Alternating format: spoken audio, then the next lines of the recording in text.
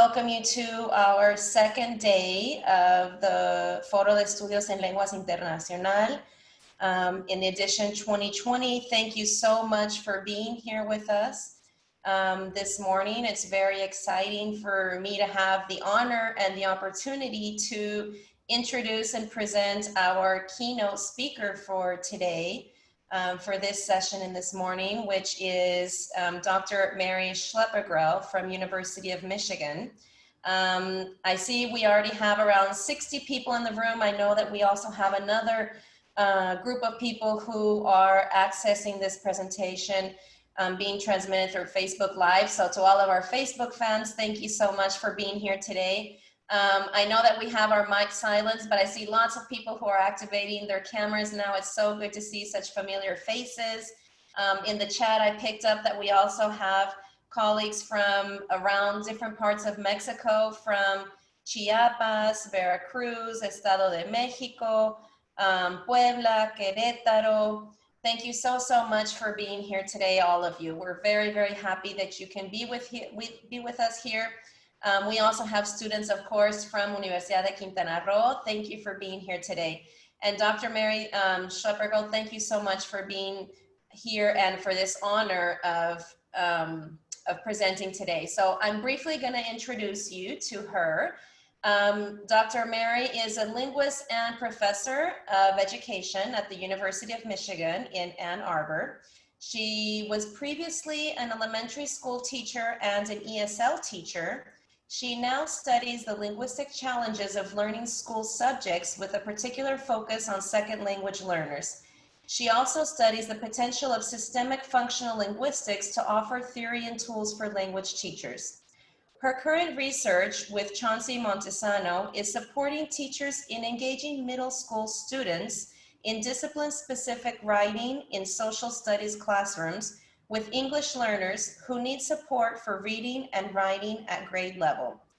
Her books include The Language of Schooling from Erlbaum 2004, Developing Advanced Literacy in First and Second Languages, co-edited with Cecilia Colombi, Reading in Secondary Content Areas with Ziwu Fang, and Focus on Grammar and Meaning with Luciana de Oliveira. Her research is published in journals including Learning and Instruction, Linguistics and Education, TESOL Quarterly, Journal of Writing Research, Language Learning, Research in the Teaching of English, Reading and Writing Quarterly, Annual Review of Applied Linguistics, Assessing Writing and Written Communication. Dr. Schleppegrell has also conducted numerous projects at University of Michigan, and she had the opportunity to work jointly with Dr. Moises Perales Escudero, whom we thank for helping contact her and inviting such an honorable guest speaking to our conference. Thank you very much for being here with us today, Dr. Schleppegrell. We welcome you with lots and lots of virtual applauses. I'm really happy to be here today and looking forward to having the opportunity to talk to you all. Looking also forward to the question and answer at the end of my talk, so I'll be glad to take questions then. Thank you, thank you. Yes, we will have her presentation for 50 minutes. It's scheduled like that. And then at the end, we'll have a Q&A session for 10 minutes.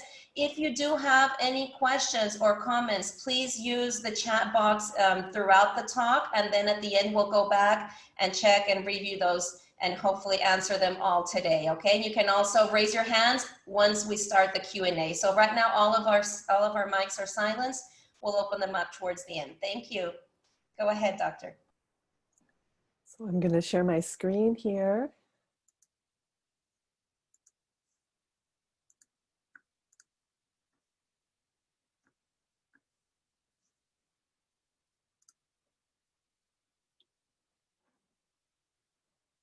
So I want to thank the conference organizers for the invitation to speak with you today. The conference program looks very exciting and presentations on so many topics.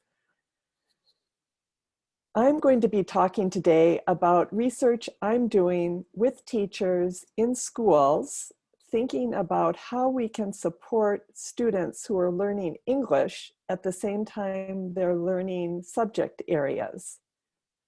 This connects to the issue of content-based language teaching, which is the focus of my talk. I know you all work in different contexts, and I'm hoping that some of the ideas I share today could be relevant to the work you're doing too. I think the role of language teachers is changing in many contexts in the world right now, because we're learning to respect and respond to students' needs. That means right now we're hearing a lot of discussion about the role of the relationship between language and content in language teaching. More and more teachers, language teachers, are being asked to support learners in subject areas while they're teaching languages. For example, in CLIL contexts. So I want to talk today about the question, what does it mean for a language teacher to support content learning? How do we think about the relationship between language and content?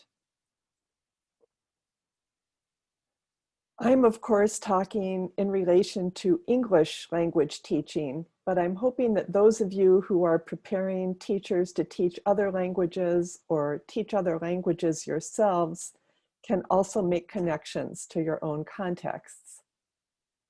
I think in a world now where students are engaging more and more with English or other languages, they're also asking us to prepare them to work with different kinds of texts.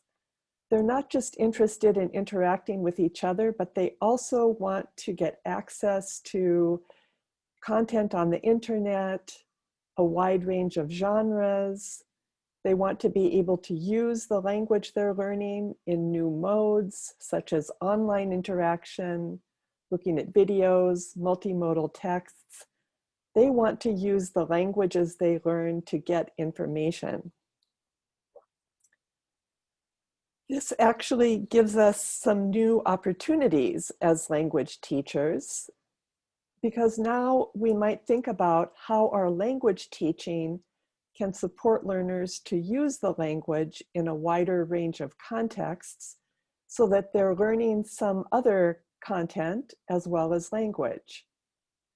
That means, of course, we can teach with texts and tasks that might be more motivating for learners, as the language enables them to do other things than just talk informally or work with people in tourist kinds of contexts, or in those kinds of ways that might in the previous time have been more a focus of language teaching. But it also means that as language teachers, it gives us the opportunity to focus on meaning in language as well as language forms. You might have noticed I put the words content and integrating in quotes. Language and content are actually already integrated in language use. Anything we say or write presents content. There's no such thing as content-free language. Even when you teach students to greet each other, you're also teaching them something about how people who use the language enact their culture. So when we teach content, we also teach language. You can't learn new content without learning new language. And when we teach language, we also teach content. That's the sense in which content and language are already integrated. But the question comes then for a language teacher, what is the best focus for language when you're teaching content or in a content-focused language class? Integrating content means choosing the right language to focus on. And in my experience, identifying the content learning goals is the best point of departure for identifying a language focus. If you know what the content is to be learned, you can identify language features in that content to draw students' attention to. And that keeps the focus on meaning and focuses on language in the context of helping students see how language functions in presenting meanings of different kinds. So we focus on language, not for being correct with language, but for making meaning with language. I draw on Michael Halliday's theory of language and language development, where he points out that anytime we're learning language, we're also learning something else through language. And as we learn through language, it's helpful to learn about language. So for the language teacher, we can ask the question, what learning about language can help my students learn through the language that they encounter in school subjects? Halliday's theory, systemic functional linguistics, offers a functional grammar, a meaning-based grammar, that says language is a resource for making meaning. It enables us to share our experiences. It also enables us to structure what we're saying and writing in ways that create messages we can share. And it enables us to enact relationships and express our attitudes and judgments. So language is not just a set of rules for being correct when we use it, but it's also a resource for making meaning. And if we take that point of view, we can see many possibilities for focusing on language in meaningful ways in content areas. Today, I'm going to share two examples from my work. The first comes from social studies classrooms, where students are interpreting sources and making claims, where they have to weigh evidence and think about the reliability of sources. So they have to understand challenging texts. And then I'll provide an example from science, an upper elementary classroom, where students are reading challenging texts in order to find evidence to make claims in arguments they're going to write.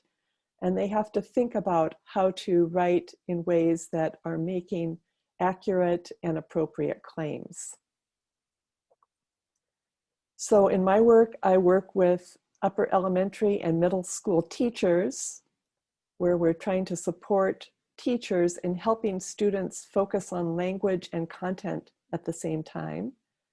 I know your context might be quite different, but I hope the general framework I'll present for doing this work offers you ways of also connecting content goals and language learning at the levels and in the subject areas you teach.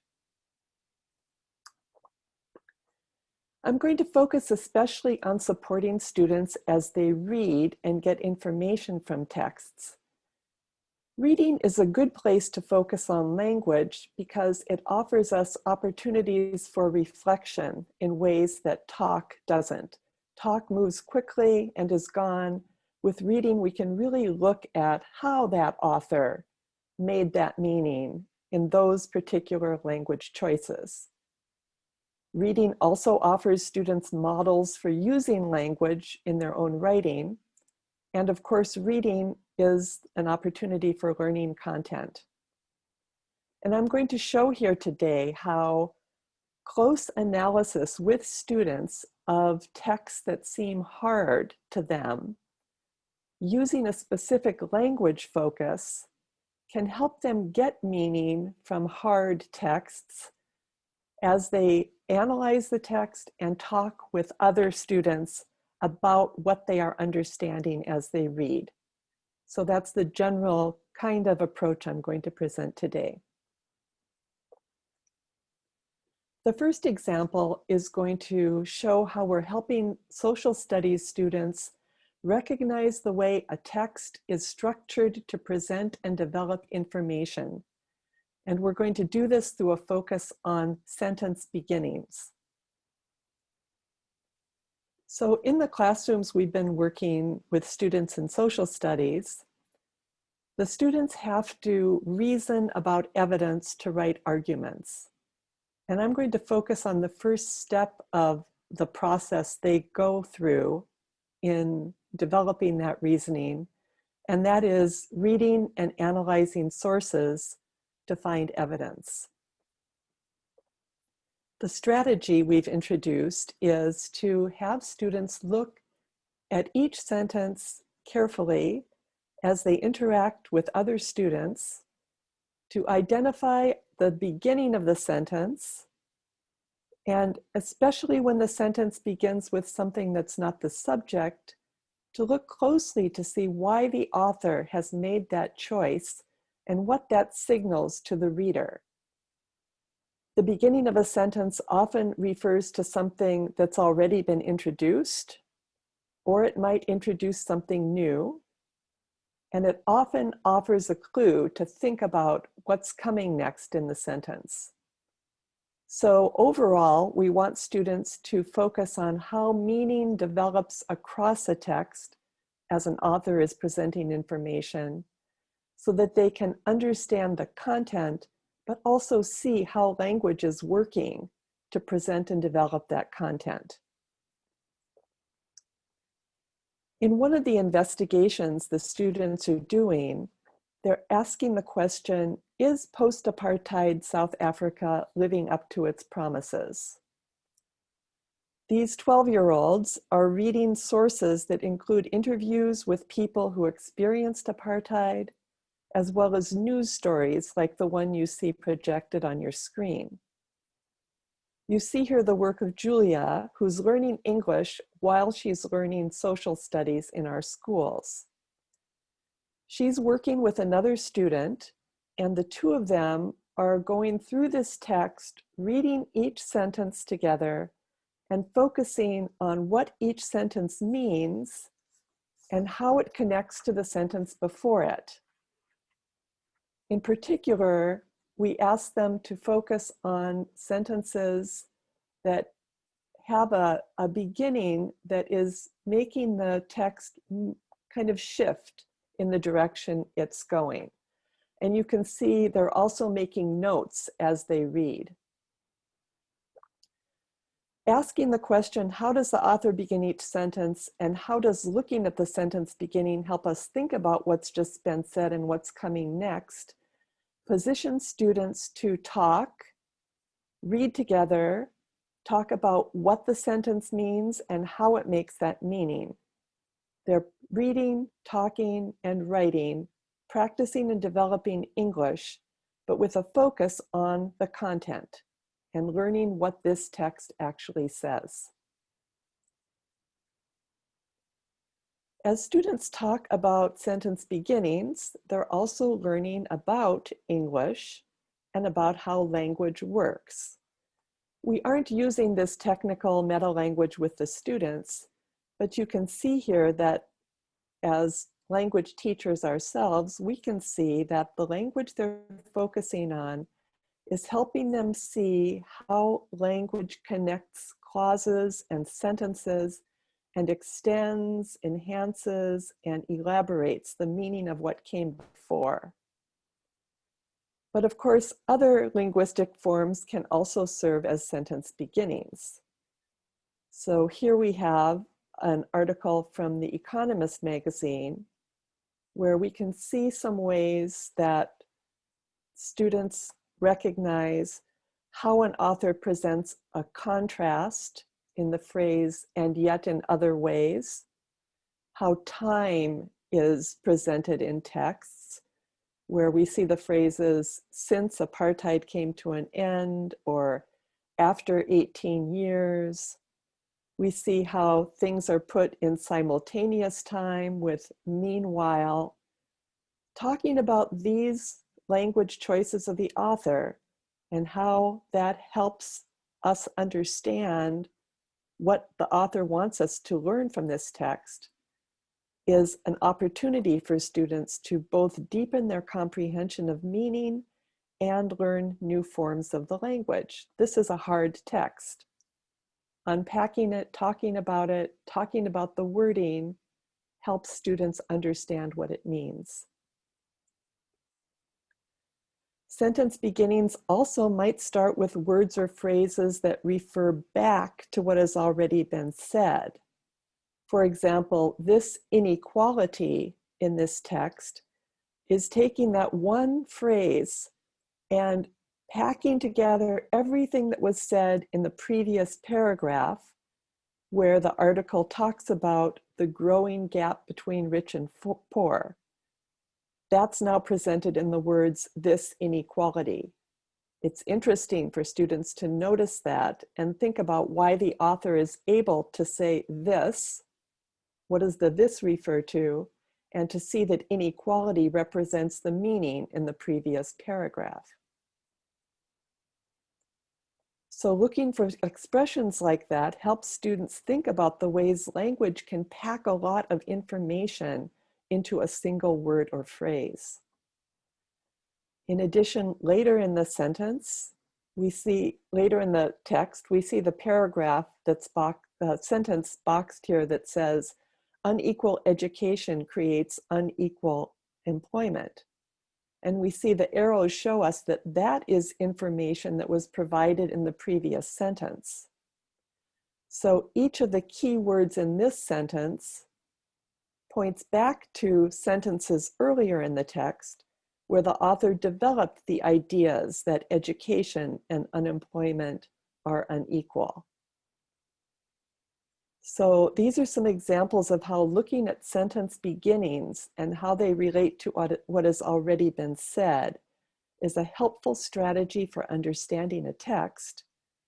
And doing this in interaction with other students gives learners practice saying new words and using new expressions. So I've provided an example from social studies about how we're focusing on language to support content learning as students read challenging texts. Now I'd like to show a different example from science. The example from social studies is about that way of showing how information evolves across a text. In science, we're going to think about the judgments and attitudes authors present when they write in science. So when authors write science texts, they calibrate the strength of the evidence and claims they present.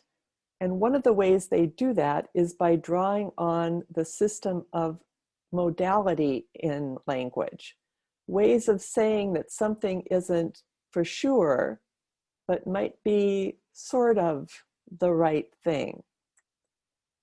So the example I'm going to use to talk about how we're presenting this to students comes from an upper elementary classroom where we're supporting science teachers to help students focus on language as they read challenging texts.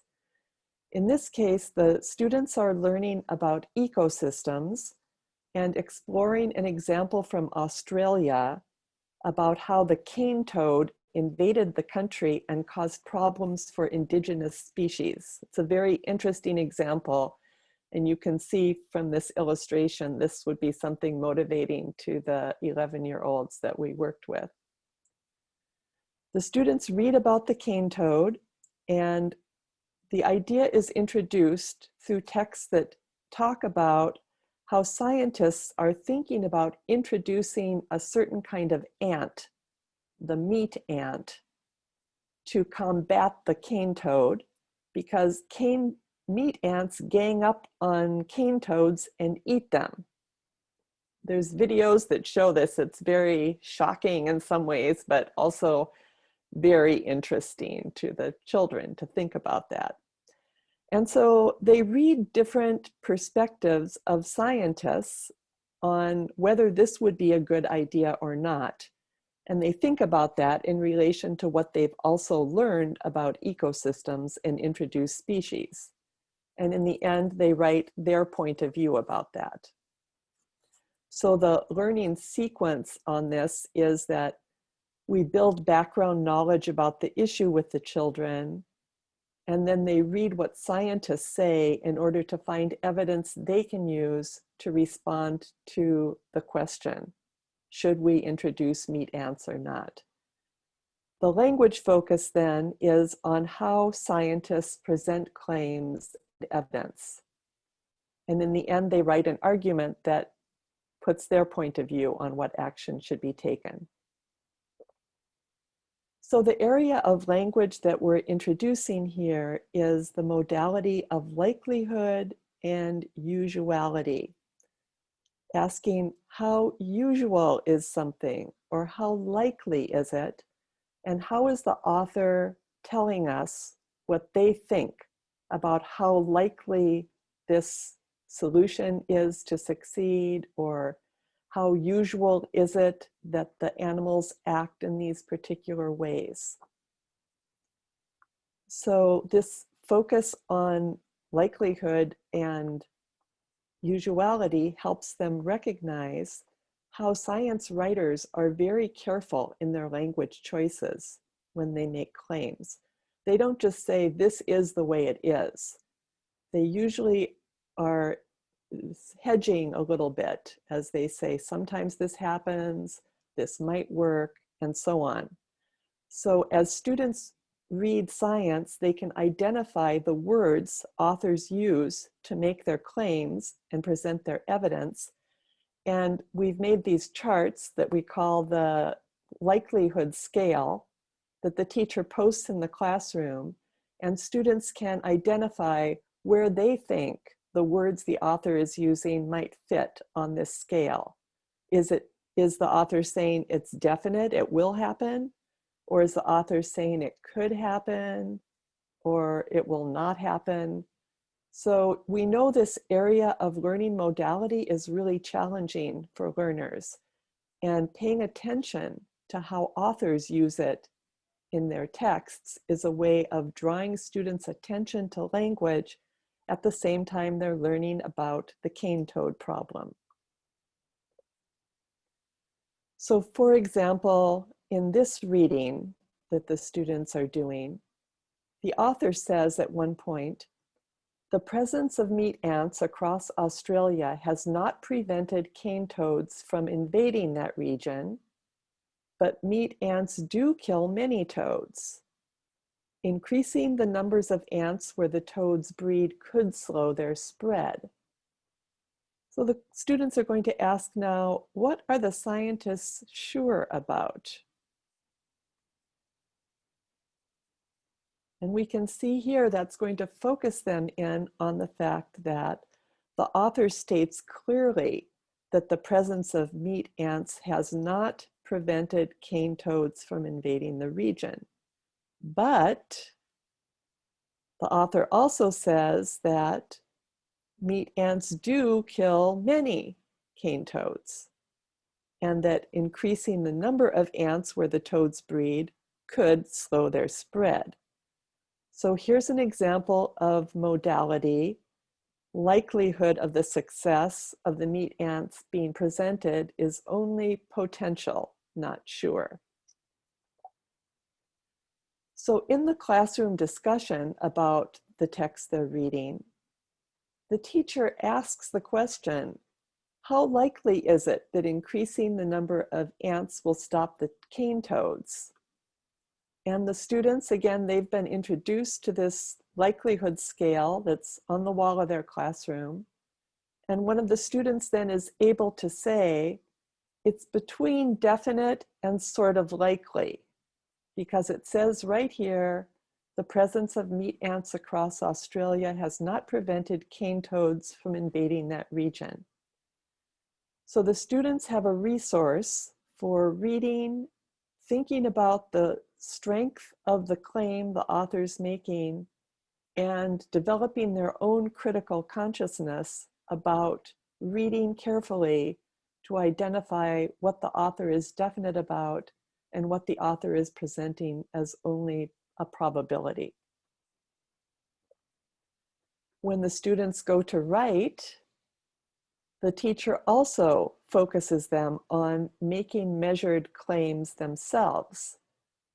Here, the teacher has taken what a student has written and is asking the class to think about it. So remember, the text says the cane toad's toxins are not likely to affect the meat ants. The student has written, in her response, The cane toad's toxins don't affect the meat ants. So the teacher is asking the students to compare what the text says to what the student has written and asks, can we say the toxins won't affect the meat ants? Are there any likelihood words here? What do we have to say, Ali? And Ali says, it's not likely, quoting the text, so it looks like they're in the middle.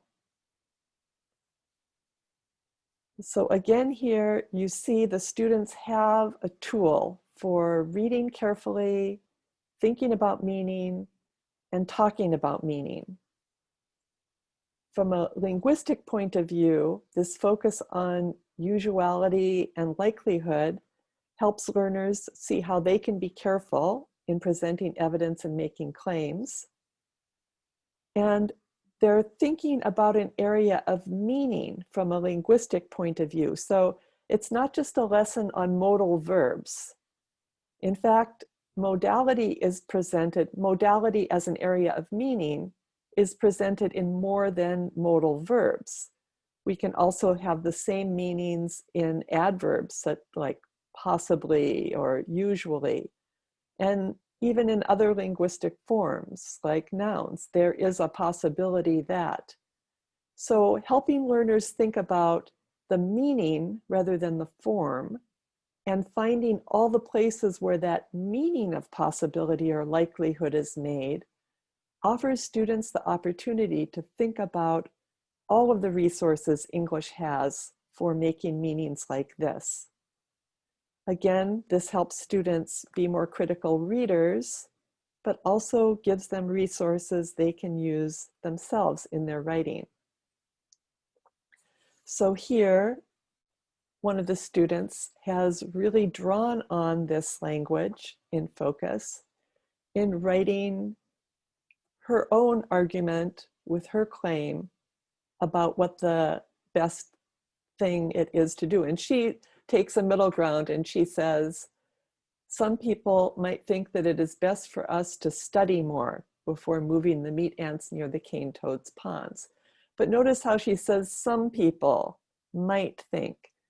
This is different from a typical kind of expression of children at this age who might say, we need to, or I think. It's giving her a more authoritative voice to present this.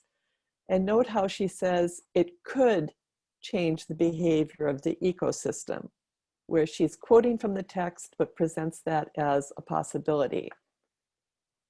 And she also says that is true, so that's just taking her own position, and then says what she wants to claim. I think it would be best for us to act now, because if the meat ants attack the cane toads, animals will stay safe. The cane toads eat other animals. That's what she's referring to here. But she also talks about how if we study more, the number of cane toads will increase and animals will be decreasing. And again, that could change the behavior of the ecosystem. So she's learning to use these resources for modality and develop an argument that she herself is able to temper.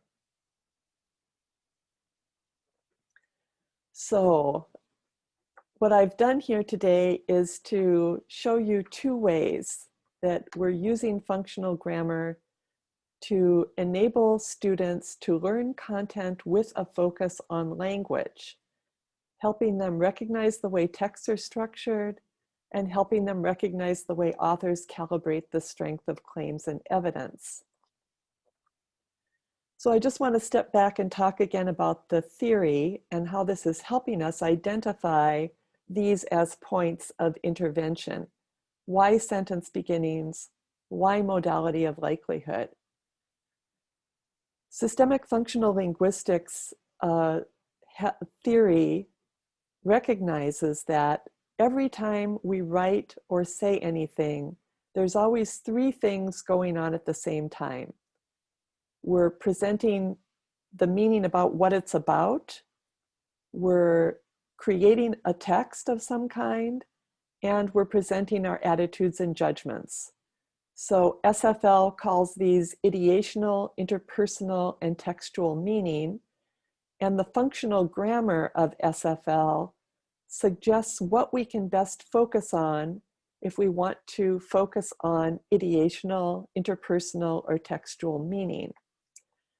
So language teachers historically, I think, have focused most on ideational meaning, teaching vocabulary, the meaning of words and phrases as they represent our experience. And I think when we work with content teachers, that might be the first place we go to, because we can see that the content wording is going to be challenging. What I'm suggesting is that we also focus on these other two aspects of meaning. We can focus on the interpersonal meaning by thinking about where in this text is there also language that enables us to interact and express our attitudes. And that's where we came upon the idea of using a focus on the modality of likelihood and usuality as our way of engaging students with those texts in science. And in textual meaning, we focus on how language is structured. And so in the social studies text, with certain kinds of texts that focus on sentence beginnings, help students see how that information flows. I'm going to make these slides available to you, and so I'm including a chart here that identifies what the language focus might be as you work to enable students to recognize and work with these three different kinds of meanings in a text. It just gives you a general sense of the areas of grammar that might be most relevant. I also have a couple of books that offer strategies for teachers to use functional grammar to focus on meaning and focus on language. I've worked with a lot of subject area teachers as an applied linguist who brings this theory of language and learning. And what I've learned from them is that they are more likely to adopt language-focused pedagogies like the ones I've presented today if the activities you ask them to do help them achieve their content goals. And that's why our focus on sentence beginnings or likelihood is in relation to what they want their students to be able to do, so that we're not just teaching grammar rules or focusing on correctness, we're focusing on meanings relevant to what the goals of the content area are. And when we do that, we've had the most success. We also then are supporting the content teachers to understand more about language themselves, so that they have some tools for focusing on language as a means of teaching their subjects. I think this area of content-based, content-focused language teaching offers opportunities for new kinds of teacher collaboration and new roles for language teachers in schools, universities, and other contexts where language teachers are being asked to have content-based classrooms. We can also help content-based teachers to have language-focused goals. We bring knowledge about language development, and we bring ways of talking about language. We can work with subject area teachers at all levels to learn from them and have them learn from us. As we learn from them, it's important for us to learn about the goals and practices they are already using and really think about where could a language focus help them achieve those goals. When we support students' language development through motivating activities, that enables them to use language in meaningful ways as they're learning. I've offered you some suggestions here for further reading, and I want to acknowledge the sources of our funding, and my collaborators, Anne-Marie Pellinsar and Chansi Montesano, in the work I presented here today. So I look forward to questions and comments. Thank you very much, Mary, for sharing this wonderful presentation with us. I'm going to go ahead. We already have one comment here in the chat box, just to remind people who are here in the session today, and also through Facebook, we're monitoring comments. So if you have any questions, you can either raise your hands now. In a minute, I'll be opening up the mic so that you can intervene. And also, I'd like to start with a question posed by Ana Cecilia Villarreal Ballesteros, who says, it seems that the activities focus on increasing students' awareness of how language is used. What about their awareness of their own language use? Or do you think that this awareness is going to transfer to their own language abilities? Well, I've talked a little bit about the transfer from seeing how likelihood is presented in the text they read, help the students to draw on those same language resources of likelihood in their writing. And this is actually the goal we have for each of our investigations that we do with the students. I only took the little piece today related to reading so that I could really show that in some depth. But overall, as we work with students, we're definitely wanting to move them toward language production. And one way we get that started is by a lot of talk in the classroom. So we don't think of reading as a silent activity. We think of reading as something that can be done in a pair or group, so that the students actually are using the language from the beginning, reading things aloud to each other, talking about what that sentence means, and then taking notes so they're writing, and the teacher then has a whole sequence of activities supporting their writing development. Thank you so much, Mary, for answering that. I apologize for the noise there. I was trying to activate where people could activate their own mics, but apparently we had some mics open, so I went ahead and silenced them again. If you do have any more questions, please feel free to raise your hands through the option of raising hands towards the bottom of the Zoom screen, and or use the chat box.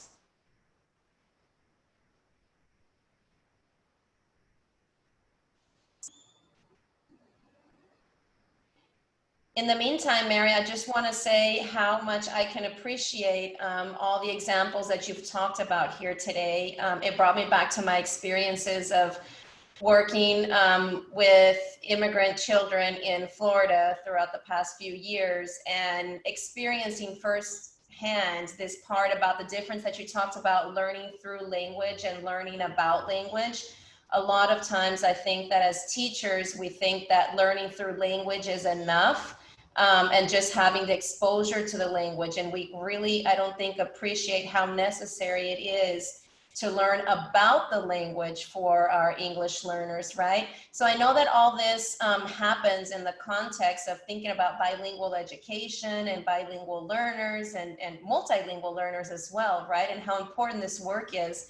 And it makes me reflect also on our experiences working in Mexico. We have some bilingual schools that are mainly private. We have, for example, some even in higher education, students who are learning through the medium of the language, right, of English.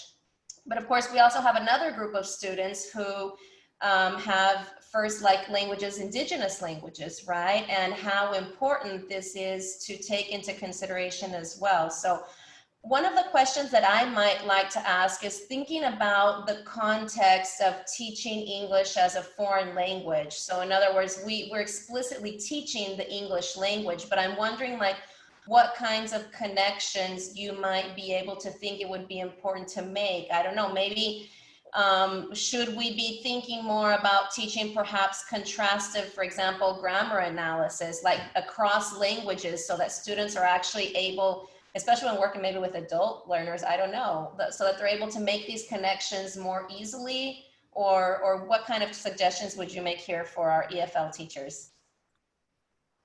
Well, I think it's really important to know why students are learning English and what they hope to do with it in a foreign English as a foreign language context. So working with adults would be quite different from working with children in schools.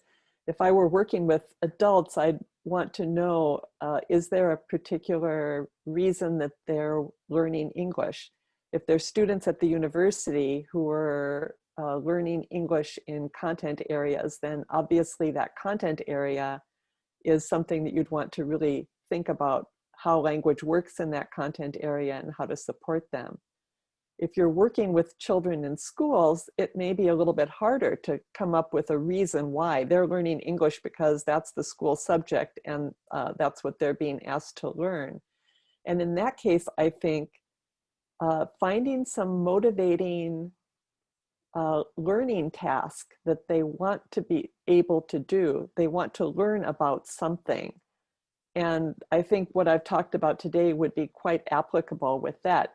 You'd want to choose simple texts in English to get started with, perhaps even write them yourself, but then use pictures, video, other ways of bringing the content focus in, and then identifying what is the language that they're going to use and how are they going to use it as they talk to each other about what they're learning, as they read texts in English where they're going to learn to read the text, but they're going to learn something from reading the text, and where they'd also have the opportunity to write. Perhaps they'd write in their home language at that point and not in English, so that you could really help them get the ideas from the content and see whether they were understanding what they're learning in English.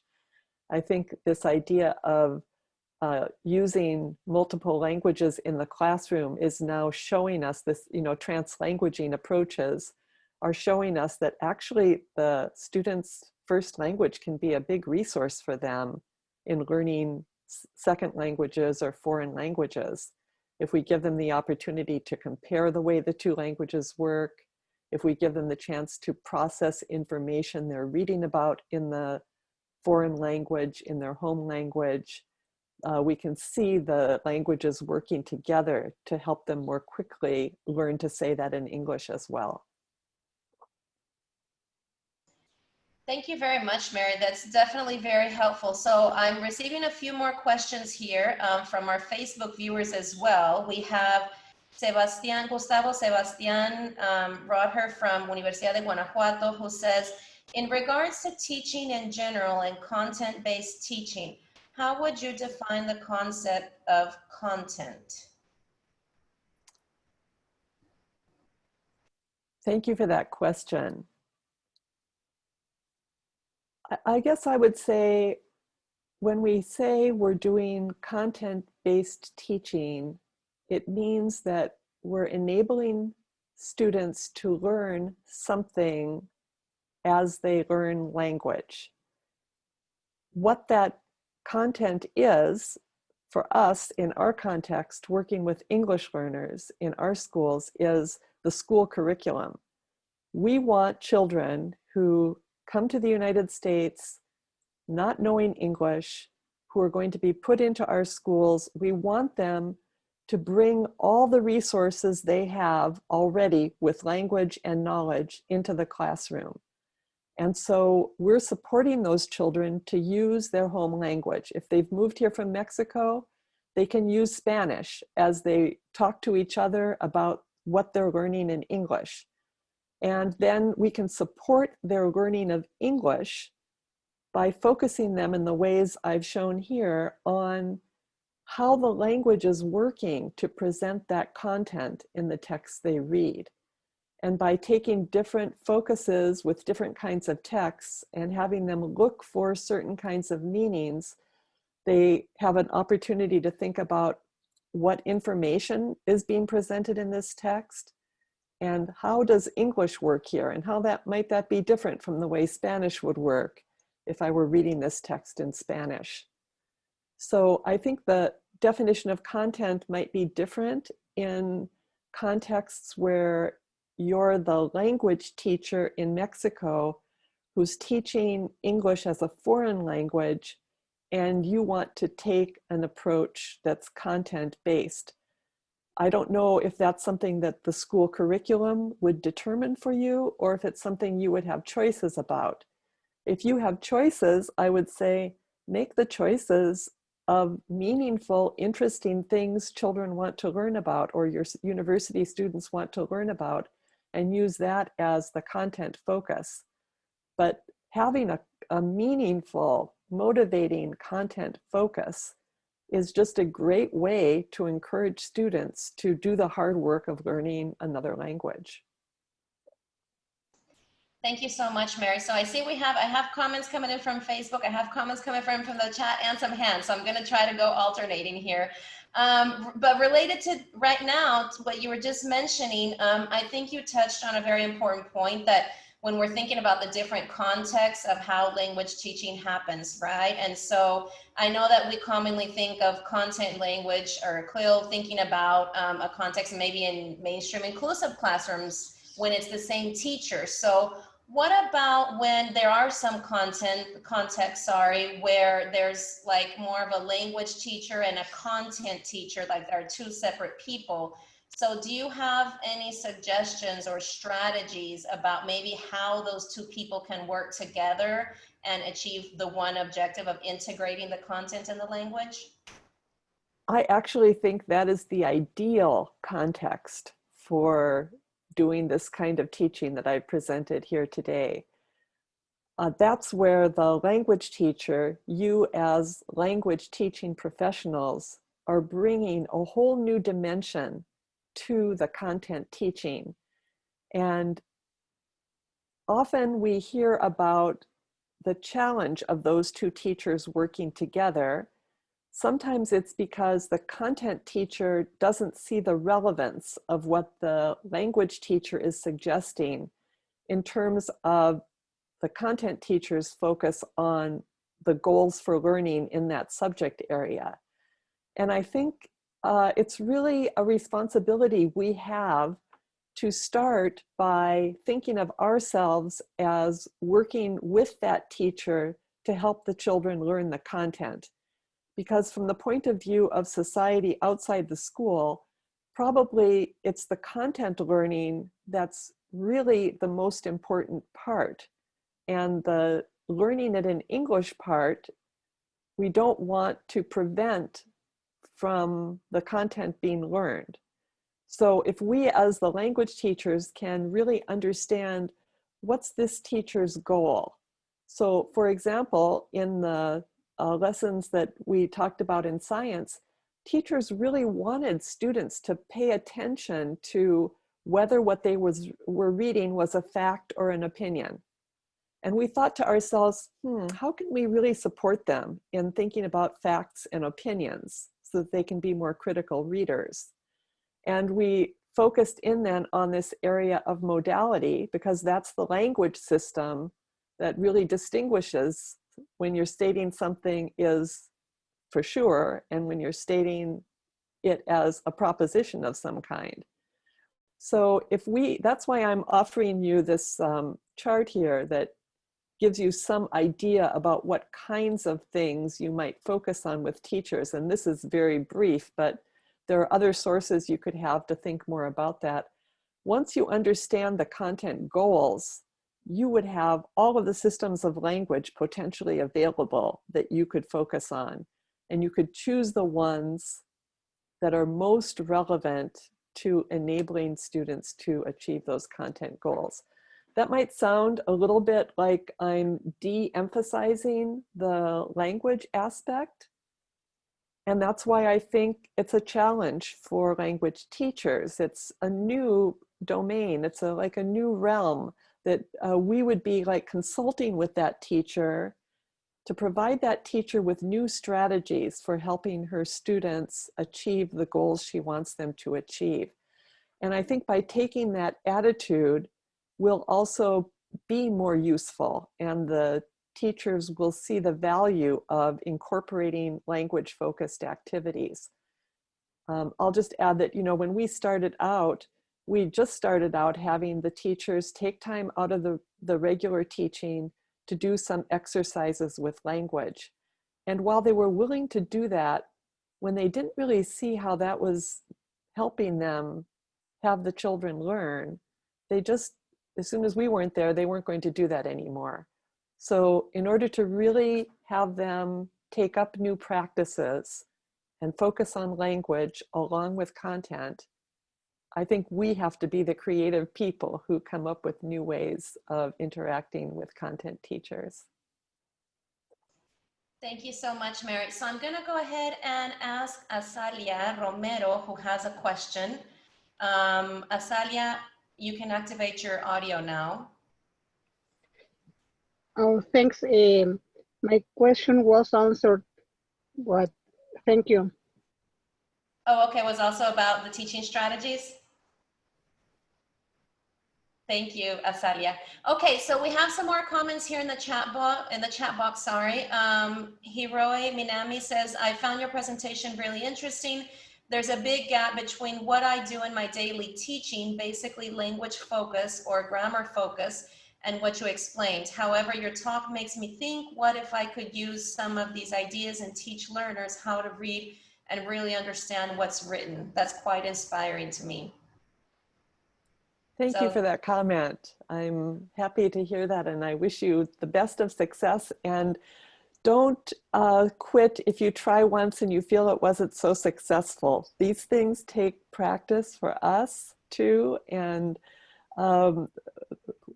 we find students get motivated. And so I'd say, try it. If it fails, think about what you did and think about a way you could do it better and try again. Thank you so much for that. Okay, and yes, definitely thank you for your amazing comment, Hiroi. So we have 2 more minutes left, and I think that's just enough time for one last question. And this one is another one that comes from Facebook. What do you think about the terms such as local, global, or glocal concerns with teaching English as a foreign language in the Mexican context? No, I'm just not familiar with that particular controversy. I haven't heard the word glocal before, so it's a gap in my knowledge, and I'm afraid I can't really address that question for you. Okay, thank you so much. Yeah, perhaps it would be useful to think about our experiences and maybe even think about a future discussion forum, right, in the Mexican context, and what the experiences are of our teachers working here.